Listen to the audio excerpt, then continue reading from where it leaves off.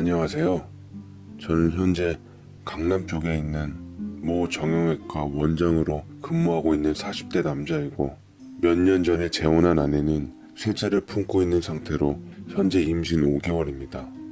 첫째, 둘째가 다 절 닮았으니 셋째 딸은 부디 어여쁜 아내를 닮길 간절히 바라고 있습니다. 현재 아내는 부유한 집 외동딸입니다. 저희 장인어른께서는 서울 여기저기 건물을 보유 중이시고 미분양 아파트를 현금으로 몽땅 쓸어올 수 있을 정도로 돈이 넘치시는 부자입니다. 제 병원도 처가집 도움으로 개원한 거죠. 그렇지만 돈이는 내색 안 하시고 항상 검소한 자태로 생활하셔서 그런지 아내도 본받아 부잣집 딸답지 않게 가성비 따져가며 소비했고, 여자들이 좋아하는 명품도 본인이 하나 사는 법 없이 엄마한테 물려받은 걸로 자신을 돋보이게 하더군요. 이거는 우리 엄마가 물려준 거고, 이건 할머니가 엄마한테 물려주셔서 나한테까지 온 명품백들이야. 얘 나이가 50살이 넘었는데 빈티지스러운 게 너무 예쁘지 않아? 이런 거는 돈 주고도 못 구해서 더 가치 있는 것 같아. 라며 사랑스럽게 얘기하는데, 그런 아내가 저는 참 좋았습니다. 그녀의 존재만으로 생활에 활력이 되었어요. 저희 부모님께서도 어찌나 그녀를 예뻐하고 반기시던지요. 처음엔 부자인 그녀의 배경이 마음에 들어 저를 이어주시려 했지만 누군들 싹싹하고 밝은 그녀를 안 좋아했을까요?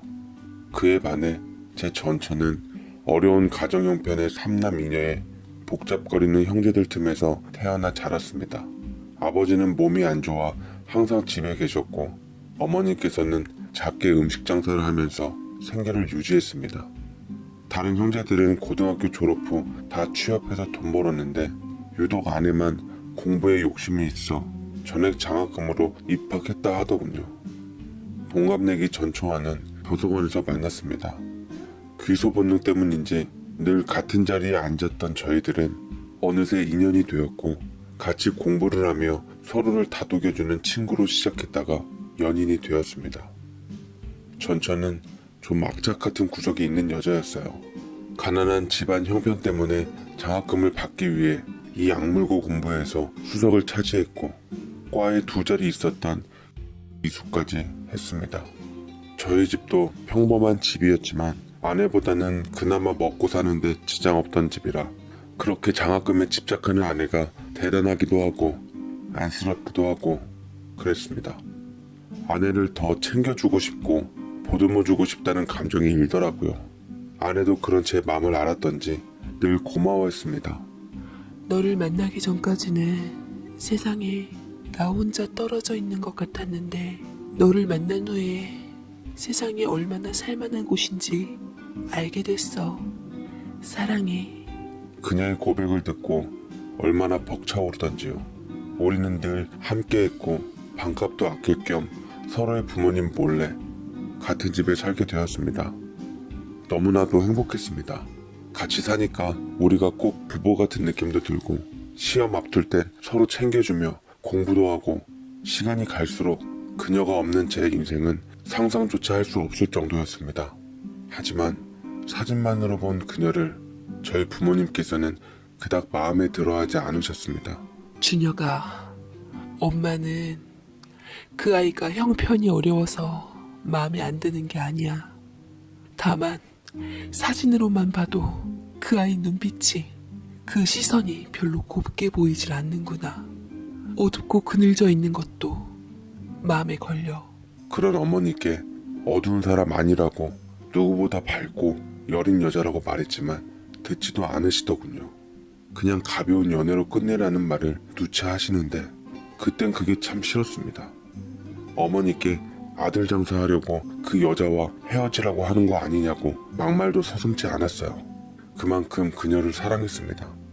전 군대를 가게 되어 그녀와 잠시 떨어져 있게 되었지만 단 한 번도 고무신 꺾어 신지 않은 채 우리의 사랑을 지킨 그녀였습니다. 4학년 때 아내는 교생 실습을 마치고 졸업을 했고, 임용고시를 봤지만 알바를 해가며 공부해서였던지 낙방의 고배를 마셨죠. 별 수 없이 기간제 교사를 하게 되었고, 그 사이 저는 전역 후 복학했습니다. 그녀는 우리가 함께 동거했던 보금자리를 유지하고 있었더라고요. 제 물건 하나 치우진 않았습니다. 제 부모님에게 억지로 우기면서까지 전 다시 그녀의 거처로 돌아갔죠. 그동안 고생 많이 했어. 이제부터 내가 내조 확실하게 해줄게. 이제 나 돈 버니까 내게 기대도 돼. 라면서 절 안아주는데 하마터면 눈물이 날 뻔했습니다. 그 순간 저는 반드시 이 여자와 결혼해서 이 여자를 행복하게 해주고 싶다라는 생각이 강렬하게 들더라고요. 도대체 날 이렇게까지 위하는 여자가 어디 있다고. 부모님은 흠만 잡자고 덤비시나 속물인 부모님들이 여자친구 보기에도 부끄러웠습니다. 그녀가 먼저 사회생활을 했던 탓에 생활비는 물론 제 용돈도 보탰습니다. 주는 방식도 행여 제가 자존심 상할까봐 몰래 제 주머니에 돈을 넣어놓곤 했는데 아무리 돈을 번다고 해도 학자금 대출이며 가족들 생활비 보태는 것을 알고 있었는데 저까지 신경 써주니 마음이 예뻐서 사랑은 날이 갈수록 굳혀졌네요. 그리고 마침내 저는 시험에 합격했고 병원 인턴으로 들어가게 되었지요. 여자친구는 자기 일처럼 행복해했고 저는 조금만 참아달라고 이제 곧 부모님께 인사드리자고 그녀에게 말했습니다. 여자친구는 부담 가질 필요 없다고 절 사랑하니까 언제든 기다리겠다고 했지만 내심 기대하는 것 같았습니다. 허나 시간을 잡자 했는데 공부하랴 실습하랴 정말 너무나 바쁘고 정신없는 시간들이 흘러갔어요. 야간 근무를 하니 시간이 흐트러져서 머리가 어지러울 지경이었습니다. 차도 없는 상황에 집에 가는 시간도 변수가 많은 그때쯤 저희 어머니는 이 틈을 놓치지 않았습니다. 집으로 돌아오거라. 네 병원에서 가까운 집 놔두고 왜 나가서 살아? 부모 없이 사는 사람처럼 망신당하지 말고 일단 집으로 들어와. 어쨌든 평생 부모님 안 보고 살 것도 아닌지라 차라리 가까운 데서 부모님을 설득하는 게 낫겠다 싶었던 저는 들어가는 대신 부모님께 조건을 하나 걸었습니다. 그럼 제가 들어가는 대신 윤정이 받아주세요. 저랑 같이 계속 있어서 거의 결혼한 거나 다름없이 살았던 여자예요. 아들이 좋아하는 여자 예쁘게 봐주시면 안 돼요? 라며 간절히 얘기를 했더니 저희 부모님도 다소 누그러진 상태로 끄덕이셨습니다. 그래, 한결같이 네 옆에 있었던 여자인데 나도 며느리감으로 긍정적으로 생각하고 있어. 그러니 일단 들어와서 그 아이에 대해 잘 의논해 보자꾸나. 라고 말씀을 하시자 저는 드디어 오랜 노력이 인정받는 것 같아 기뻤고 여자친구에게도 소식을 알렸습니다. 그렇지만 제가 집을 나간다는 걸로 되려 여자친구가 방방 뜨더라고요. 안 돼, 못 나가. 이제까지 나랑 같이 살았으면서 어딜 가겠다고. 다 자기 부모님들께서 나랑 자기 떨어뜨려 놓으려고 술쓰는 거라고. 라고 이성을 잃은 듯 제 앞을 가로막으며 얘기를 했고 저는 그게 무슨 소리냐고 날 못 믿겠냐고 하며 안심시키려 했지만 소용이 없었습니다. 절 잡으려고 막무가내로 울고불고 절 도무지 놔주질 않았어요. 심지어 자기가 병원 근처에 집을 얻어보겠다고 했지만 그쪽은 땅값 비싼 동네라 여자친구의 자금 사정으로는 도저히 괜찮은 집을 구할 수가 없었죠. 결국 저는 여자친구를 간신히 달래 본가로 돌아갔고 부모님께서는 약속대로 제 여자친구를 만나보겠다는 말씀을 하셨네요. 들뜬 저는 여자친구가 얼마나 좋은 여자인지 부모님께 알게 해주고 싶었어요. 여자친구는 그날따라 부모님께 잘 보이겠다고 쫙 빼입었었는데 평소 보지 못했던 옷과 가방, 구두를 걸치고 왔더라고요. 딱 봐도 부티나 보이는 게 명품 같은데 그녀의 가난한 집안 형편에 부모님 것일 리는 없고 어디서 났냐고 물었죠. 여자친구는 명품을 걸친 채 화장을 고치며 말했습니다. 이거 신상이야. 요새 명품 대여 서비스가 잘 되어 있더라고. 하루에 돈 얼마 주면 빌릴 수 있어서 걸치고 왔는데 어때? 나 명품 잘 어울려? 나중에는 자기가 이런 거 나 사줘야 해. 라며 웃는데 어차피 여자친구 사는 형편 뻔히 아시는 부모님께 굳이 이런 명품을 걸치고 있는 모습을 보이는 게 괜찮을까 싶었어요. 건강하고 단촐한 검소함이 있었던 여자친구의 모습이 가려져서 전 오히려 아쉬웠습니다. 집에 들어서자마자 인사를 드리는데 저희 식구들은 굳은 얼굴로 여자친구를 마주하며 식사를 대접했어요. 냉랭한 기운에 벌써부터 분위기가 좋지 않더라고요. 여자친구도 느꼈는지 덩달아 굳은 얼굴로 부모님께서 묻는 말에만 대답했습니다. 그러다 잠깐 화장실 가겠다며 여자친구가 자리를 일어서더라고요. 사이에 제가 분위기를 환기시키려고 애써 웃어보았습니다. 엄마 앞에서 많이 긴장한 모양이에요. 말 좀 많이 붙여주시고 하세요. 라고 했지만 어머니께서는 별다른 말씀이 없으시더라고요. 그리고 아내가 화장실에서 나왔고 곧 아버지가 화장실에 들어갔는데 별 텀도 없이 허둥지둥 서두르시며 나오시는 게 아니겠어요? 깜빡하고 화장실에 두고 온 그녀의 핸드폰을 급하게 내미시더라고요. 얼른 집에 가보는 게 좋겠네. 지금 자네 어머니께서 입원하셔야 한다는데 보호자 동의가 필요한가 봐. 일단 급한 일부터 보게나. 그러자 여자친구는 휴대폰을 받고는 태연한 얼굴로 힘겹게 웃더라고요. 괜찮아요. 저번에 제가 모시고 가서 이번에는 동생들이 갈 거예요. 어머니께서 원래 몸이 약하셔서 한두 번 있는 일이 아니라서요. 조금 늦게 가봐도 되니까 걱정 마세요. 라고 침착하게 말하는데 부모님께서는 기가 막힌 듯 입을 다무시질 못했습니다.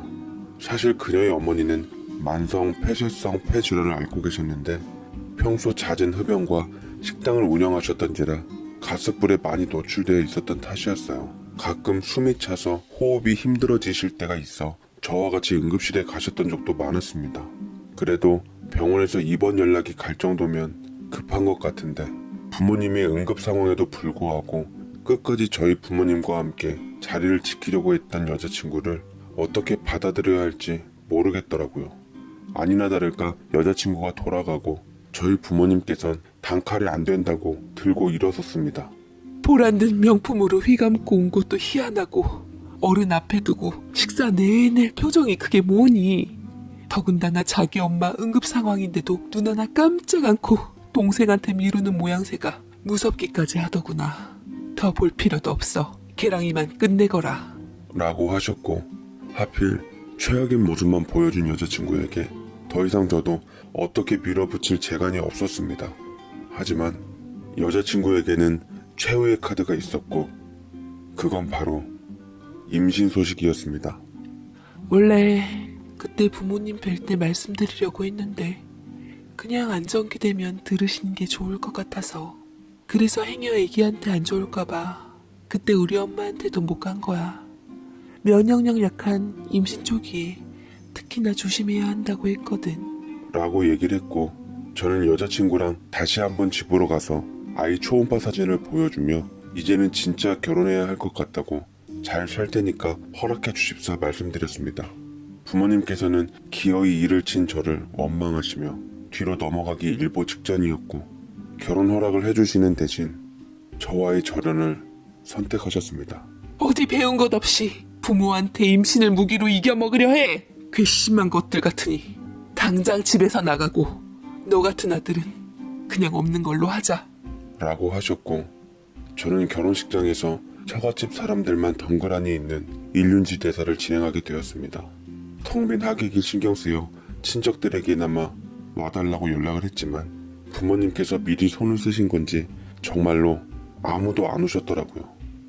그럼에도 불구하고 아내는 별 개의치 않는 것 같았고 안타까워하는 친구에게 이런 얘기도 아무렇지 않게 했습니다. 난 괜찮아.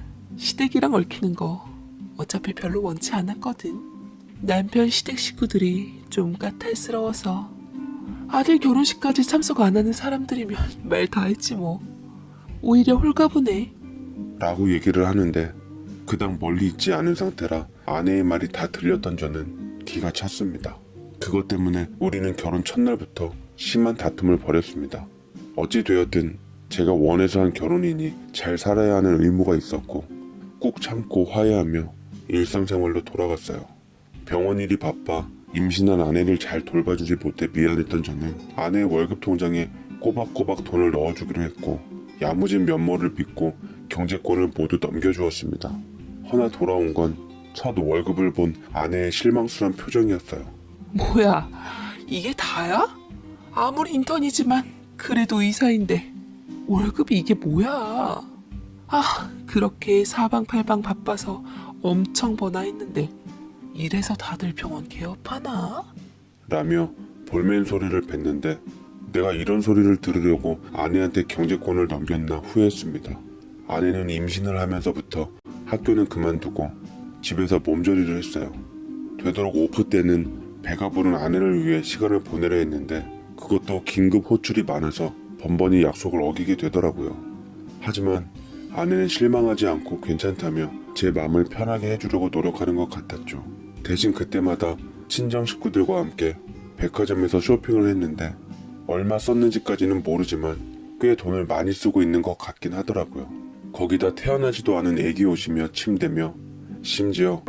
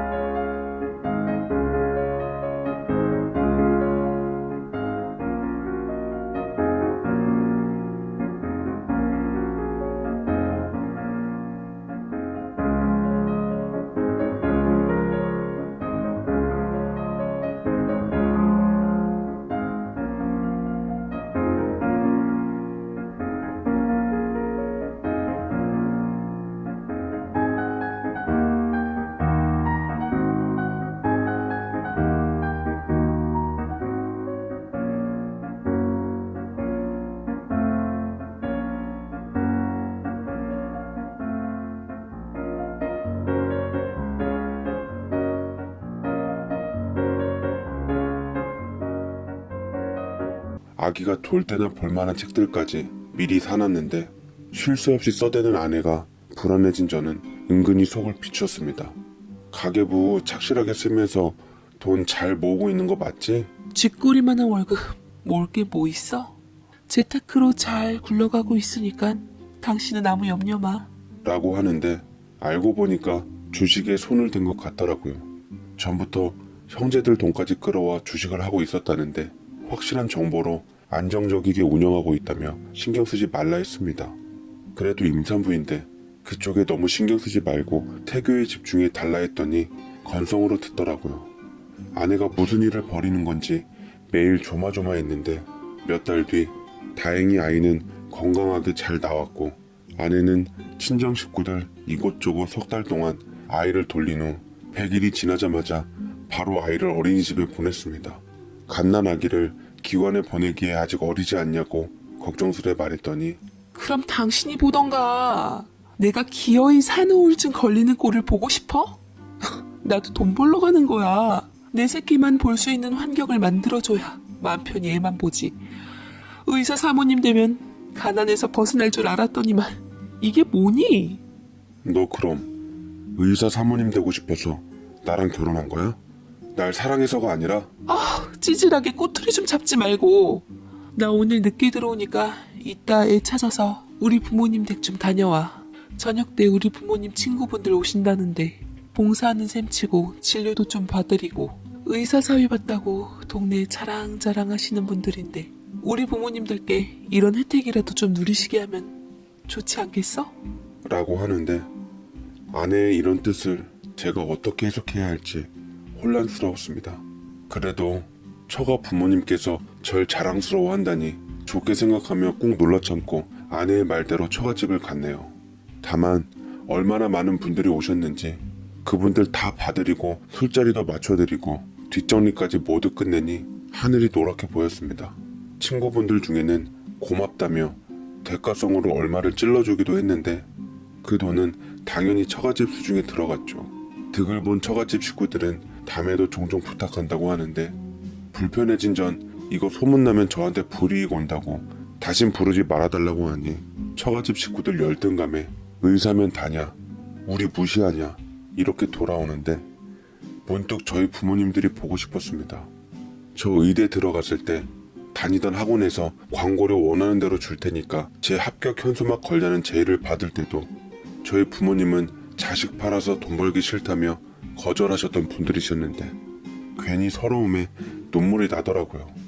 전 생각난 김에 아기를 데리고 문득 부모님 집으로 향했고 처음에는 누구시냐며 문을 안 열어주던 부모님도 끝내는 절 안으로 들어오게끔 맞았습니다. 제 야윈 모습에 어머니께서는 절 안아주시며 오열하셨고 아버지는 묵묵히 뻘개진 눈으로 절 지켜보시다가 제 아들을 안아보셨는데 저 어렸을 때랑 똑같다며 예뻐해 주셨네요. 어머니께서는 제게 따뜻한 밥을 차려주셨고 눈치 보느라 차마 못 넘기던 음식들을 실로 간만에 목구멍에 넘기며 배를 채웠습니다. 애기 봐줄 테니 눈 좀 붙이라는 아버지의 말에 저는 그대로 남겨진 그리운 제 방 침대에서 잠이 들었고 간만에 숙면을 취하며 출근 시간 전 불현듯 눈이 떠졌습니다. 거실에 가보니 부모님께서 한잠도 안 주무신 채 아이에게 우유를 먹이시며 돌보시고 계시더라고요. 내가 아기 돌봐줄 테니까 마음 편하게 가서 근무하고 오려무나. 너 잘 먹는 반찬으로 도시락도 싸놨으니까 바빠도 꼭 챙겨 먹고. 저는 부모님의 따뜻한 말에 또 한 번 눈물이 났고 부모님께서 왜 결혼을 말렸는지 그제서야 이해하겠더라고요. 제가 외박을 했는데도 연락 한 통 없던 아내는 집에 돌아가도 코빼기도 찾을 수 없었습니다. 행복하자고 한 결혼인데 매일매일이 힘들더라고요. 도저히 아내를 참을 수 없었던 저는 아내에게 당분간 시간을 갖자고 했고 아내는 잘됐다 싶었는지 제게 이혼을 요구했습니다. 서로 안 맞는 사람끼리 사는 거 나도 피곤했어. 결혼이랑 연애는 확실히 좀 다른 것 같더라. 원하면 아이도 내어줄 테니까 위자료만 확실히 챙겨줘. 라고 하는데 아내의 뜻을 부모님께 말씀드리니 부모님께서는 그 길로 바로 집을 팔아 아내에게 줄 위자료를 마련해 주셨고 저와 아내는 이혼하게 되었습니다. 그리고 머지않아 저는 어머니가 소개해준 지금의 아내를 만나 결혼하게 되었어요. 이혼한 지 1년 만에 바로 재혼을 했지만 아내는 저와 이혼한 지 4개월 만에 증권맨이랑 결혼을 했다더라고요. 확실한 정보로 주식을 한다며 큰 소리 치더니만 어쩐지 다 이유가 있었던 겁니다. 결국에는 부모님이 옳았던 거죠. 전 주변에서 부모님이 반대하는 결혼을 고집하는 사람이 있다면 적극적으로 말리고 싶어요. 어르신들의 세월의 안목은 그 누구도 따라올 수 없더라고요. 특히나 부모님이라면 더더욱이요. 맞지 않은 결혼 생활로 힘들게 산 저는 지금의 아내에게 감사하며 살고 있습니다. 다만 제 전처도 저를 처음 만났을 적에는 지금의 아내처럼 순수한 미소를 지니고 있었는데 어떤 것이 전처의 순수함을 검게 물들인 건지 돌이켜보면 잠시 슬픔이 일기도 했습니다. 어쨌거나 제가 행복하게 잘 사는 것만큼 전처도 원하는 사람과 결혼했으니 행복하길 바라며 인연이 악연으로조차 다시 맺어지지 않길 바랍니다. 제 사연 읽어주셔서 감사드립니다.